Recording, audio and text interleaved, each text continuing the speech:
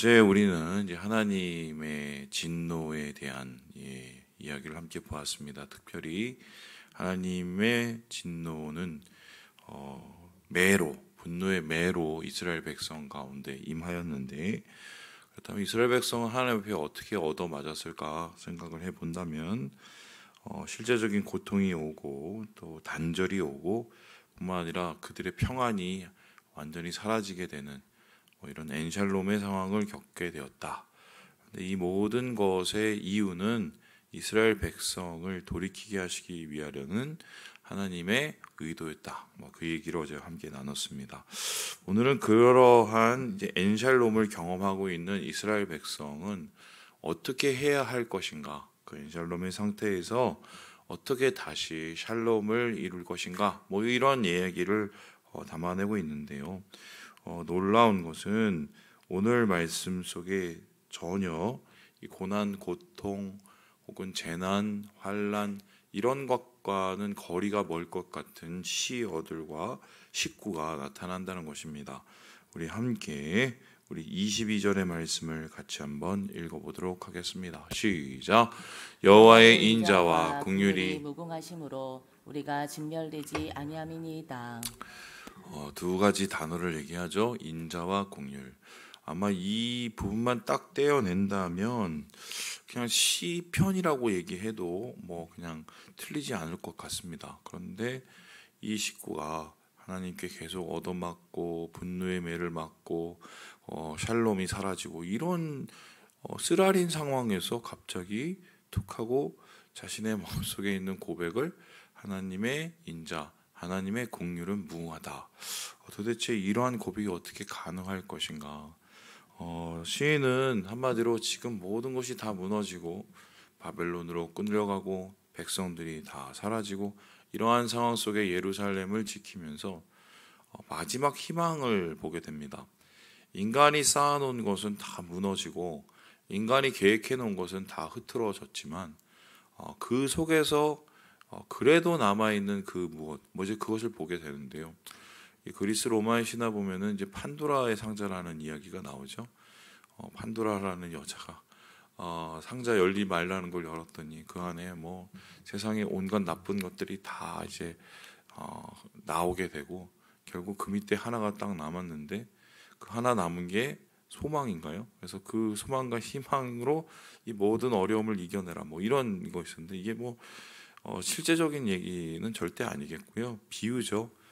이 세상 살이가 사실 결코 쉽지도 않고 어려운 것이 좋은 것보다 훨씬 더 많죠. 하지만 그러한 어려움 속에서도 이 모든 것을 이겨낼 수 있는 이유는 우리 가운데 내일을 소망하고 희망할 수 있는 그 무엇이 있기 때문이다. 이 얘기를 시적으로 표현한 아마 그런 비유일 텐데, 인간에게서 그 소망과 인간에게서의 희망이라는 것은 사실 알 수 없고 챙길 수 없는 그냥 뜬구름 같은 것일 수 있어요. 그래서 우리가 보통 그런 경우를 무작정 이해할 수 없는 미래에 대한 희망을 가진다 해서 희망 고문이라고 합니다.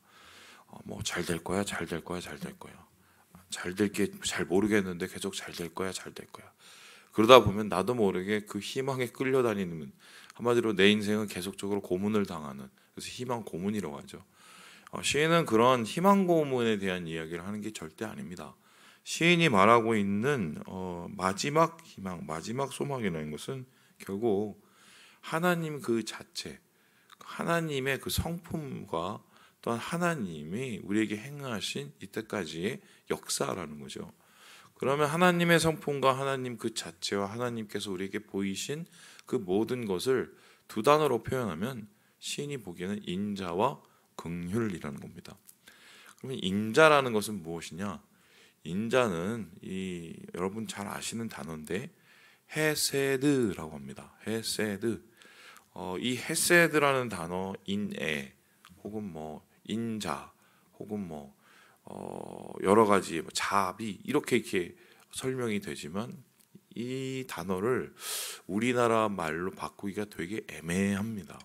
그래서 이 헤세드라는 단어가 나중에 이제 헬라어로 바뀌어서 신약 시대에 이르러서 70인 번역으로 이 헤세드란 단어가 번역이 된 게 뭐냐면 헬라어로 아가페예요. 아가페. 아가페도 잘 아시죠? 아가페가 뭐죠? 사랑, 그죠? 사랑은 사랑인데 조금 이해할 수 없는 사랑을 아가페라고 하죠.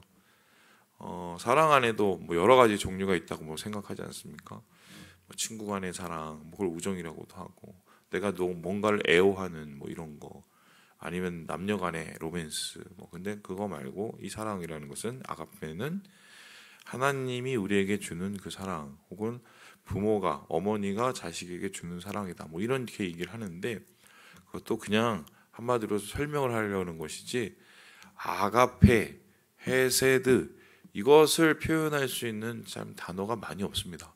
굳이 풀어서 얘기하자면 이유가 없는 사랑입니다. 조건이 없는 사랑. 그래서 도대체 정체를 알 수 없는 사랑.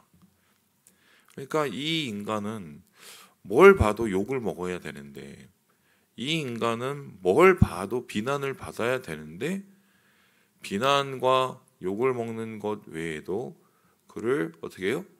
뭔가 좋게 해주려고, 잘하게 해주려는 그 무엇, 그것을 우리는 이제 아가페 헤세드라고 합니다. 하나님께서 우리 인간을 바라보실 때 인간이 참 못되고 배역하고 반역하고 또 하나님 앞에 그렇게 맞서고 이런 인간의 반역의 역사가 계속 반복됨에도 불구하고 하나님은 뭐 중간에 때리기도 하고 중간에 인간을 무너뜨리시기도 하지만 결국 인간을 붙잡은 손을 놓지를 못하시죠. 그걸 가지고 헤세드라고 합니다. 그러니까 그 예레미야가 바라본 거는 그거였어요. 물론 우리가 정말 못된 짓을 했고 나쁜 짓을 했고 하나님 앞에 벌받을 수밖에 없는, 매맞을 수밖에 없는 짓을 했으나 그래도 하나님께서는 우리를 헤세드라고 하시기 때문에, 헤세드 하시기 때문에 뭔가 이해될 수 없는 그 손길을 우리에게 붙잡고 계시는데 그거에 영원하다는 거죠. 한순간으로 그치는 게 아니라 영원 무궁하다. 그래서 나는 이 세상 속에서 말도 안 되는 희망을 붙잡고 이 어려움을 버텨내는 게 아니라 하나님의 헤세드를 놓고 나는 버텨내겠다. 이렇게 얘기를 하고 있는 것입니다. 이 두 번째로 말하는 긍휼이라는 단어, 여러분 제가 몇 번 얘기했던 단어입니다. 이 단어가 뭐냐면 라함이라는 단어입니다. 이 라함이라는 단어가 뭐냐면 불쌍히 여기는 마음입니다. 근데 이 불쌍히 여기는 마음 어떻게 해석을 할 수 있을까요? 이 어원이 뭐냐면 어원이 레헴입니다. 레헴에서 라함이 됩니다. 그러면 레헴이 뭐냐? 자궁입니다. 어머니의 배. 어머니의 배가 뭐죠? 우리가 낳은 우리의 생명의 시작. 그런데 여러분 아시죠? 여성의 자궁을 한번 돌이켜 본다면 그 속에서 아이가 탄생하고 9개월 혹은 그 이상의 기간을 아이를 품고 있지만 정확하게 표현하면 그 여성이 품고 있는 그 아기는 이물질이에요. 정확하게 아주 그냥 냉정하게 표현. 자기 몸속 안에 들어온 이물질을 그냥 9개월을 자라나게 하고 키우는 겁니다. 그런데 그 자라나게 하고 키우는 그 상황 속에서 저도 저희 아내가 애 둘 나오는 거면서 몸이 변하는 것을 보지만 몸이 변하죠. 무거워지죠. 자기의 좋은 영양분들을 다 빼앗기죠. 그래도 어떡합니까? 다 그거를 버텨내고 9개월을 이겨내고 그리고 아이를 낳게 됩니다. 그리고 아이를 낳을 때도 그냥 낳는 게 아니라 해산의 고통을 가지고 낳게 되죠. 그러면은 내 9개월을 뺏어 먹고 내 살을 뺏어 먹고 내 피를 뺏어 먹고 그리고 어떻게 보면 나에게 고통을 주는 이러한 나에게 별로 도움이 안 되는 그것이지만 그 아이가 태어났을 때 엄마들은 너무 기뻐합니다. 알터니가 쏙 빠져서 기뻐한 게 아니라 이 생명이 나를 통해서 태어난 그 자체만으로 기뻐하죠. 그리고 대부분의 어머니들은 그래서 아이를 볼 때 자기 자신이라고 심리적으로 느낍니다. 아이가 어떤 일을 당할 때 그 어떤 일이 당하는 거를 엄마의 심정으로 같이 공유하고 같이 동정하고 같이 느끼는, 그게 일반적인 어머니들의 상식이래요. 이 심리학자들이 말하는데, 바로 하나님께서 우리를 라함하신다, 우리를 긍휼히 여기신다는 말은 어머니가 그 아이와 함께 공유하는 그 심정을 뜻합니다. 그러면 아이가 예를 들어서 자빠져요, 같이 아프죠. 아이가 예를 들어서 뭐 빌에 뒤어요, 같이 아프죠.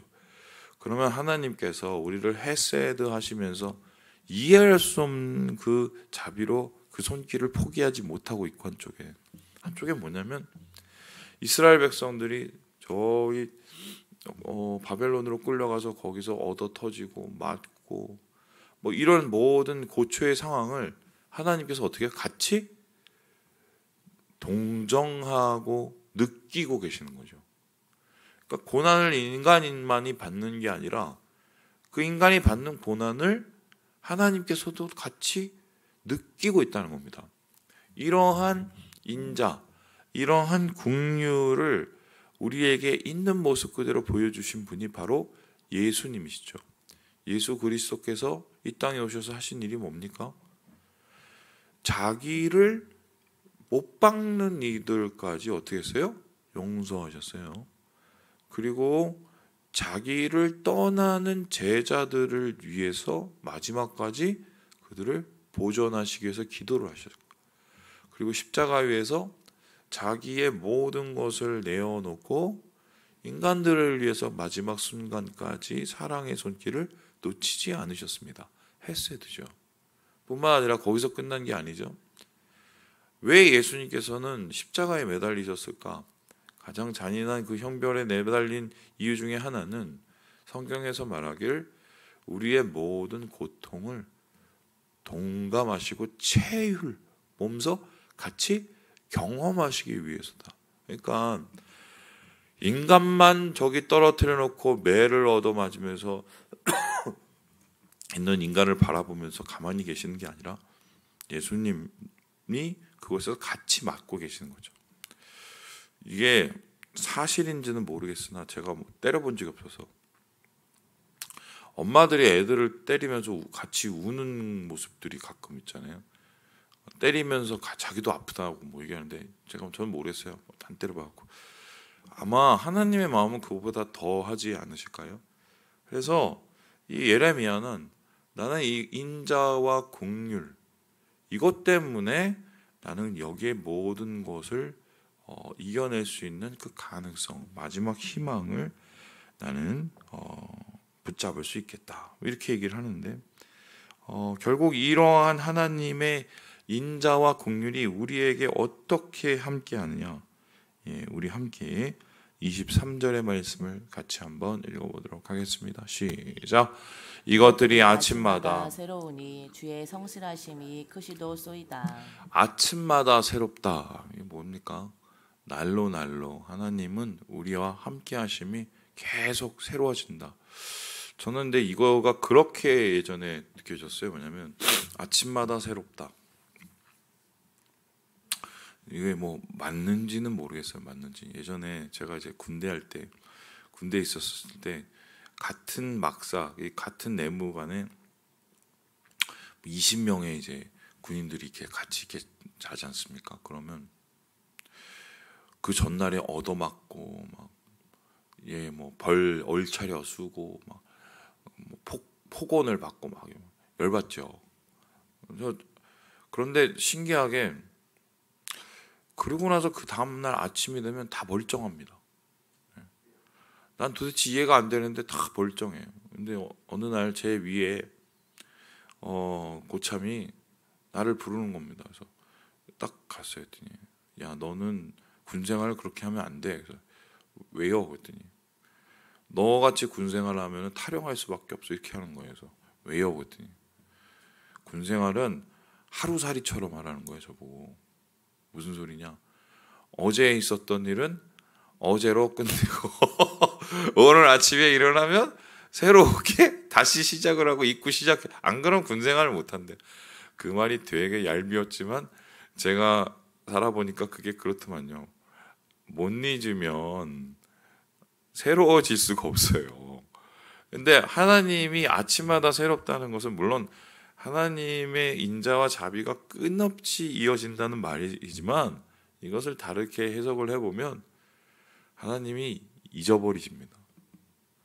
사실은 잊어버리지 않으시지만 일부러 잊어버리시려고 합니다. 왜요?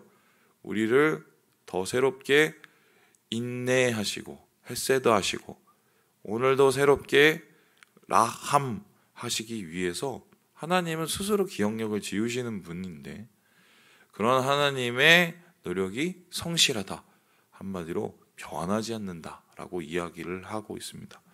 뿐만 아니라 여기에서 끝나는 것이 아니라 이렇게 이야기를 하고 있는데요. 우리 함께 31절의 말씀을 같이 한번 읽어보도록 하겠습니다. 시작. 이는 주께서 영원하도록 버리지 아니하실 것임이며. 제일 중요한 것은 뭐냐면 하나님이 우리를 이렇게 분노의 매를 치고 계시며 진노로 우리를 바닥에 떨어뜨렸지만 우리를 절대로 버리지 않으신다는 거예요. 하나님이 우리에게 바라시는 것은 재앙이 아니라 뭐죠? 평안이라고 이미 이야기하셨기 때문에 나는 그 하나님의 인자와 긍휼로 다시 이러한 밑바닥에서 하나님의 진노의 자리에서 다시 일어나겠다라고 우리에게 고백을 하고 있는 것입니다.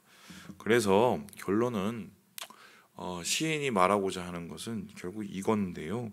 우리의 39절 읽고 마무리해 보도록 하죠. 39절입니다. 시작. 살아있는 사람은 자기 죄들 때문에 벌을 받나니 어찌 원망하랴. 불평과 원망하면서 오늘 하루를 개판으로 살지 말고 거기에서 하나님의 긍휼과 인자하심을 발견해서 뭔가 새로운 일들을 우리가 만들어 가자는 거예요.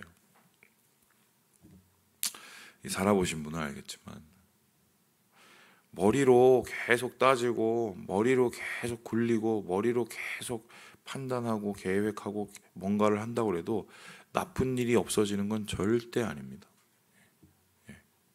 해보셔서 알지죠. 심지어는 머리로 이해하고 머리로 뭔가를 계속 하려고 해도 나에게 해를 끼치는 사람이 갑자기 사라지는 것도 절대로 아닙니다. 결국은 이거는 우리가 소화해내야 되는 하루고 소화해내야 되는 오늘이에요. 그 속에서 우리가 그것을 어떻게 소화해낼지에 따라서 사실 우리의 내일이 달라지는 거죠. 근데 이것을 불평과 원망으로 채워버리면 이건 계속 채증이 내 안에 그냥 계속 남아 있는 겁니다. 얼마나 괴로워요. 이미 하루의 시작을 채증으로 시작을 하는 거예요. 시작치가 마이너스예요. 그러나 비워내고 인자와 자비하심을 바라보면서 원망이 아닌 소망으로 이것을 바꿔 나갈 때 뭔가 삶에서 뭔가의 새로운 길을 찾을 수밖에 없겠다. 뭐 이런 얘기 아닐까요? 이 말씀을 마칩니다. 사랑하는 여러분, 오늘 하루 살아가실 때 원망과 불평이 아니라 소망과 주님을 향한 기대로 오늘 하루를 살아가셔서 인자와 긍휼을 모두 경험하시는 사랑하는 우리 모든 형제 자매들 되시길 주님의 이름으로 축원합니다.